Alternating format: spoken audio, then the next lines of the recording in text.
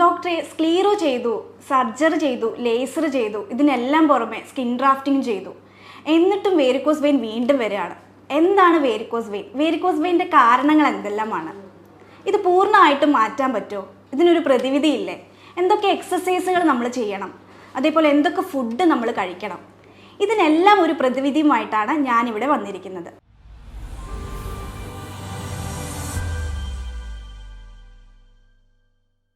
എൻ്റെ പേര് doctor Irene Shibu, doctor Basil's homeo ഹോസ്പിറ്റലിലെ സീനിയർ കൺസൾട്ടൻ്റ് ആണ്.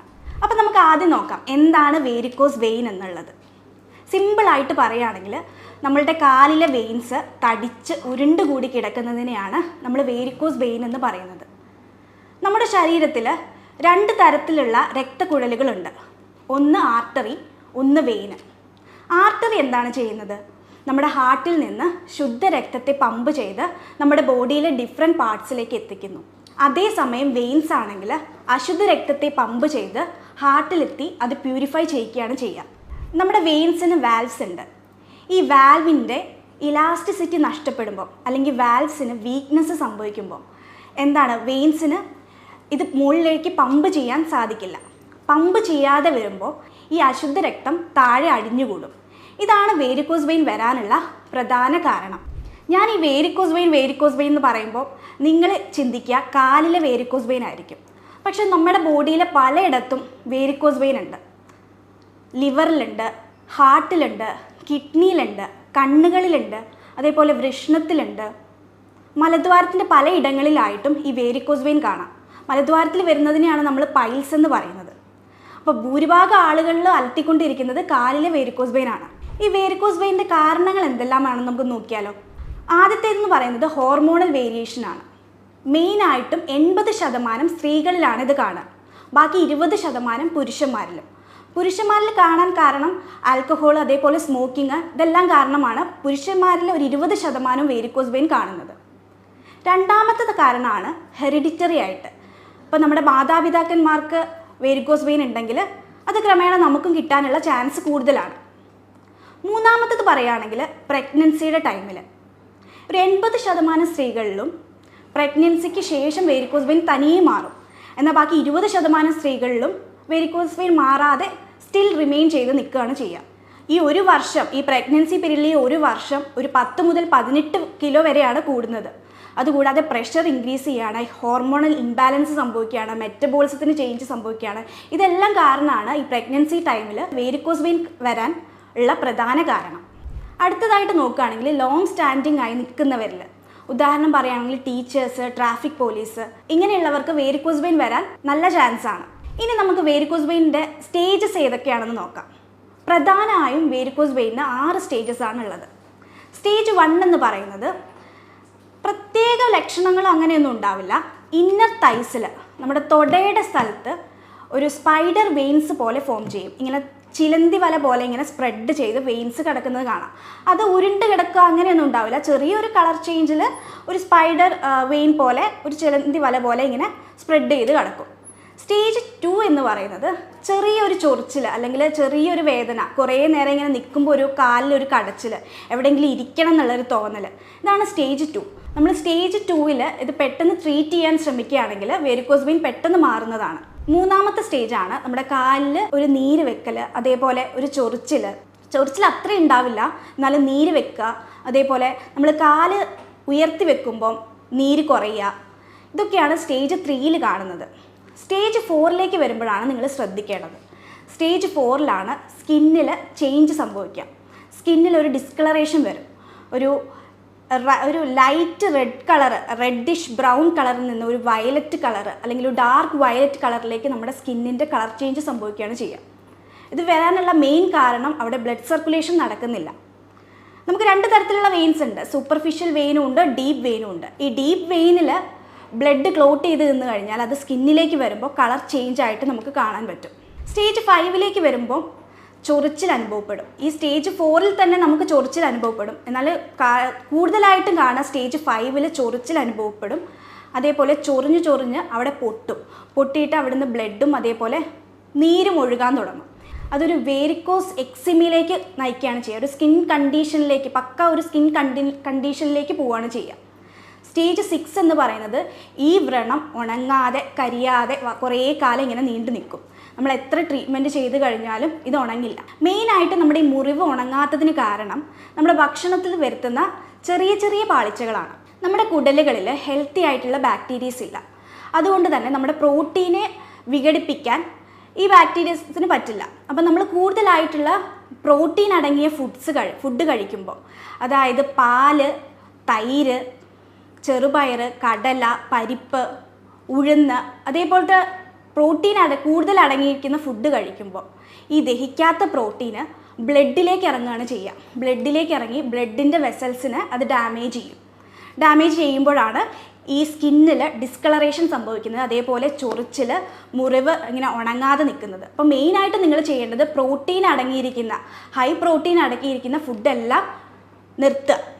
മെയിനായിട്ടും കടല, ചെറുപയർ, പരിപ്പ്, മുതിര, ഇതൊക്കെ മെയിനായിട്ടും അവോയ്ഡ് ചെയ്യുക. എന്നാൽ നിങ്ങൾക്ക് കഴിക്കാൻ പറ്റുന്ന ചില ഫുഡുകളുണ്ട്. നിങ്ങൾക്ക് പഴങ്ങൾ കഴിക്കാം, അതേപോലെ അരി ഭക്ഷണങ്ങൾ കഴിക്കാം, ഗോതമ്പ് കഴിക്കാം, ഇലക്കറികൾ കഴിക്കാം. ഇതൊക്കെ ധാരാളം കഴിക്കുക. ഞാനീ പറഞ്ഞ പ്രോട്ടീൻ അടങ്ങിയ ഫുഡുകൾ നിങ്ങൾ കംപ്ലീറ്റ് ആയിട്ട് അവോയ്ഡ് ചെയ്യുകയാണെങ്കിൽ നിങ്ങളുടെ ഈ ഉണങ്ങാത്ത കരിയാത്ത മുറിവുകൾ പെട്ടെന്ന് ഉണങ്ങുന്നതായിട്ട് നിങ്ങൾക്ക് കാണാൻ പറ്റും. അടുത്തത് നമുക്ക് നോക്കാം, വേരിക്കോസ് വെയിൻ വന്നു കഴിഞ്ഞാൽ നമ്മൾ എന്തൊക്കെ ചെയ്യണം. പ്രധാനമായിട്ട് നമ്മൾ ചെയ്യേണ്ടതാണ് എക്സസൈസ്. രണ്ടാമത് നമ്മുടെ വെയിറ്റ് കുറയ്ക്കാൻ നോക്കുക. മൂന്നാമത് നമ്മുടെ കാല് ഉയർത്തി വെക്കാൻ നോക്കുക. നമ്മുടെ കാല് ഹാർട്ടിൻ്റെ ലെവലിൽ ഉയർത്തി വെച്ച് കഴിഞ്ഞാൽ നമ്മുടെ നീര് കുറയാൻ ഇത് സഹായിക്കും. അതേപോലെ കുറേ നേരം ഇരിക്കുക, അതേപോലെ കുറേ നേരം നിൽക്കുക, ഇത് കംപ്ലീറ്റ് ആയിട്ട് അവോയ്ഡ് ചെയ്യുക. കുറേ നേരം ഇരിക്കുന്ന ആൾക്കാരാണെങ്കിൽ കുറച്ച് നേരം നടക്കുക. അതേപോലെ കുറേ നേരം നിൽക്കുന്നത് കംപ്ലീറ്റ് ആയിട്ട് ഒഴിവാക്കുക. പിന്നെ ചെയ്യേണ്ട ഒരു കാര്യമാണ്, നിങ്ങളുടെ അപ്പർ ബോഡിയിൽ ടൈറ്റ് ആയിട്ടുള്ള ക്ലോത്ത്സ് യൂസ് ചെയ്യുന്നത് അവോയ്ഡ് ചെയ്യുക. അതേപോലെ കംപ്രഷൻ ഗാർമെൻറ്റ്സ് യൂസ് ചെയ്യുക, ടൈറ്റ് ആയിട്ടുള്ള സോക്സ് യൂസ് ചെയ്യുക. ഇത് നീര് കുറയ്ക്കാൻ സഹായിക്കും. ഇതൊക്കെ നിങ്ങൾ ചെയ്യുകയാണെങ്കിൽ നിങ്ങളുടെ ഈ ഒരു അസുഖം കൂടാതെ നിൽക്കാൻ സഹായിക്കും. ആദ്യത്തെ എക്സസൈസാണ് ആങ്കിൾ പമ്പ് എക്സസൈസ്. ഇതിനായിട്ട് നിങ്ങളൊരു ചെയറിലിരിക്കുക, സ്വസ്ഥമായിട്ട് ഒരു ചെയറിലിരിക്കുക. ഇരുന്നതിന് ശേഷം നിങ്ങളുടെ റൈറ്റ് ലെഗ് കുറച്ച് പൊക്കി പിടിക്കുക. എന്നിട്ട് നിങ്ങളുടെ പാദം, ഞാൻ 5 വരെ എണ്ണുന്ന ടൈം നിങ്ങൾ പിടിച്ചു വെക്കുക. 1 2 3 4 5. ശേഷം അത് താഴ്ത്തുക. 1 2 3 4 5. ഇങ്ങനെ നിങ്ങൾ 2 കാലിലും ഒരു 5 മിനിറ്റ് ചെയ്യുകയാണെങ്കിൽ നിങ്ങളുടെ അശുദ്ധ രക്തം മുകളിലേക്ക് പമ്പ് ചെയ്യാൻ കൂടുതൽ ഉപകരിക്കും. രണ്ടാമത്തെ എക്സസൈസാണ് ആങ്കിൾ ടോ മൂവ്മെൻറ്റ് എക്സസൈസ്. ഇതിനായിട്ട് നിങ്ങളൊരു കസേരയിൽ ഇരിക്കുക. ഇരുന്നതിന് ശേഷം കാല് പതിച്ചിരിക്കുക, ഒരു സ്റ്റൂളിലിരിക്കുക. ഇരുന്നതിന് ശേഷം നിങ്ങളുടെ പാദം പൊക്കുക. 1 2 3 4 5. ശേഷം നിങ്ങളുടെ ഉപ്പൂറ്റി പൊക്കുക. 1 2 3 4 5. ഇങ്ങനെ നിങ്ങൾ നിങ്ങളുടെ 2 കാലിലും ചെയ്യുക. ഒരു 5 മിനിറ്റ് ചെയ്യുക. ഡെയിലി പേഷ്യൻ്റ് വന്നിട്ട് പറയുന്ന ഒരു കംപ്ലൈൻ്റ് ആണ്, ഡോക്ടറെ രാത്രി സമയങ്ങളിൽ കാലിൽ ഒരു കോച്ചി പിടിക്കുന്ന പോലെ വേദനയുണ്ടെന്ന്. അത് ചിലപ്പോൾ ഈ വേരിക്കോസ് വെയിനിൻ്റെ ആവാം, അല്ലാത്തതും ആവാം. അങ്ങനെയുള്ളവർക്ക് ചെയ്യാൻ പറ്റിയൊരു എക്സസൈസാണിത്, ഹീൽ റേസ് എക്സസൈസ്. ഇത് ചെയ്യാനായിട്ട് നിങ്ങൾ ഒരു ചെയറിൽ പിടിച്ച് നിൽക്കുക. നിന്നതിന് ശേഷം നിങ്ങൾ പാദത്തിൽ നിൽക്കുക. 1 2 3 4 5. അതേപോലെ ഉപ്പൂറ്റിയിൽ നിൽക്കുക. 1 2 3 4 5. ഇങ്ങനെ ഒരു 5 മിനിറ്റ് ദിവസവും നിൽക്കാൻ ശ്രമിക്കുക. ഇങ്ങനെ നിൽക്കുന്നതിലൂടെ നമ്മുടെ രക്തയോട്ടം കൂടുകയാണ് ചെയ്യുക. അടുത്ത എക്സസൈസാണ് ബർഗേഴ്സ് പൊസിഷനിങ്. അതൊരു എക്സസൈസ് അല്ല, നമുക്ക് വേണമെങ്കിൽ പറയാം ബർഗേഴ്സ് എക്സസൈസ് എന്നും പറയാം. ഇത് മെയിനായിട്ട് നമ്മൾ ചെയ്യുന്നത് ആർട്ടീരിയൽ സപ്ലൈ കൂട്ടാനാണ് നമ്മൾ മെയിനായിട്ടും ഈ എക്സസൈസ് ചെയ്യുന്നത്. പക്ഷേ ഇന്ന് പഠനങ്ങൾ തെളിയിച്ചിട്ടുണ്ട് വീനസ് ഇൻസഫിഷ്യൻസിക്കും ഈ ഒരു എക്സസൈസ് ചെയ്യാമെന്ന്. നമ്മൾ ഈ എക്സസൈസ് ചെയ്യുമ്പോൾ മെയിനായിട്ടും നമ്മുടെ കാലിലെ കണ്ണയ്ക്ക് വരുന്ന നീര് കുറയ്ക്കാൻ ഈ ഒരു എക്സസൈസ് വളരെ ഉപകരിക്കും. ഈ ഒരു എക്സസൈസിന് വേണ്ടി ആദ്യം ഇങ്ങനെ നീണ്ട് കിടക്കുക. കിടന്നതിന് ശേഷം നിങ്ങളുടെ ഒരു കാല് 45 ഡിഗ്രി ആംഗിളിൽ ഉയർത്തിപ്പിടിക്കുക. ഒരു 3 മിനിറ്റ് നിങ്ങളിങ്ങനെ ഉയർത്തിപ്പിടിക്കുക. 3 മിനിറ്റ് ഒരു കാലും 3 മിനിറ്റ് മറ്റേ കാലും ചേഞ്ച് ചെയ്ത് ഉയർത്തിപ്പിടിക്കുക. ശേഷം നിങ്ങൾ എഴുന്നേൽക്കുക. എഴുന്നേറ്റതിന് ശേഷം നിങ്ങൾ കാല് ബെഡിൽ നിന്ന് തൂക്കി നിങ്ങളൊരു 2 മിനിറ്റ് ഇങ്ങനെ തൂക്കിയിട്ടിരിക്കുക. അപ്പോൾ നമ്മുടെ വെയിനിലേക്കുള്ള ബ്ലഡ് സപ്ലൈ കൂടുകയാണ് ചെയ്യുക. ശേഷം വീണ്ടും കിടക്കുക. വീണ്ടും കിടക്കുമ്പോൾ ശ്രദ്ധിക്കുക, നിങ്ങൾ കാല് സ്ട്രെയിറ്റ് ആയിട്ട് വേണം വെക്കാൻ. 3 മിനിറ്റ് ഇങ്ങനെ കിടക്കുക. ഇങ്ങനെ ചെയ്യുന്നതിലൂടെ ബ്ലഡ് സപ്ലൈ കൂടുകയും അതേപോലെ നിങ്ങളുടെ കാലിൽ കണ്ണയ്ക്ക് വരുന്ന നീര് കുറയ്ക്കുകയും ചെയ്യും. മെയിനായിട്ട് നിങ്ങൾ ഓർക്കേണ്ടത് ആദ്യത്തേത് 3 മിനിറ്റ്, രണ്ടാമത്തേത് കാല് തൂക്കിയിടുന്നത് 2 മിനിറ്റ്, വീണ്ടും കിടക്കുന്നത് 3 മിനിറ്റ് ചെയ്യുക. ഇതൊരു സൈക്കിളാണ്. ഇങ്ങനെ ഒരു 2 സൈക്കിള് നിങ്ങൾ ദിവസവും ചെയ്തു കഴിഞ്ഞാൽ നിങ്ങളുടെ കാലിൻ്റെ കണ്ണയ്ക്ക് വരുന്ന നീര് കുറയുന്നതായിട്ട് നിങ്ങൾക്ക് കാണാൻ പറ്റും.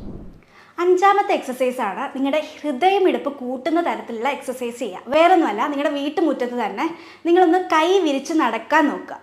അതേപോലെ സൈക്കിൾ ഉണ്ടെങ്കിൽ സൈക്ലിംഗ് നടത്താം, ട്രെഡ്മിൽ ഉണ്ടെങ്കിൽ ട്രെഡ്മില്ലിൽ കയറാം, ജോഗിങ് നിന്ന് തന്നെ ജോഗിങ് ചെയ്യാം. നിങ്ങളുടെ ഹൃദയമിടിപ്പ് കൂടണമെന്നേ ഉള്ളൂ. ഹൃദയമിടിപ്പ് കൂടിയതിന് ശേഷം നിങ്ങൾ വന്നിട്ട് ഒരു ബെഡിൽ കിടക്കുക. ബെഡിൽ കിടക്കുമ്പോൾ ഒരു 2 തലയണ വെച്ചിട്ട് നിങ്ങളുടെ കാല് ഒരു 45 ഡിഗ്രി ആംഗിളിൽ ഹാർട്ടിൻ്റെ ലെവലിൽ പൊക്കി പിടിച്ച് കിടക്കാൻ നോക്കുക. ഈ ഒരു ഇടിപ്പ് കുറയുന്നത് വരെ നിങ്ങൾ അങ്ങനെ കിടക്കുക. ഇങ്ങനെ ചെയ്യുന്നതിലൂടെ വീനസ് ഡ്രെയിനേജ് കൂടുകയാണ് ചെയ്യുക.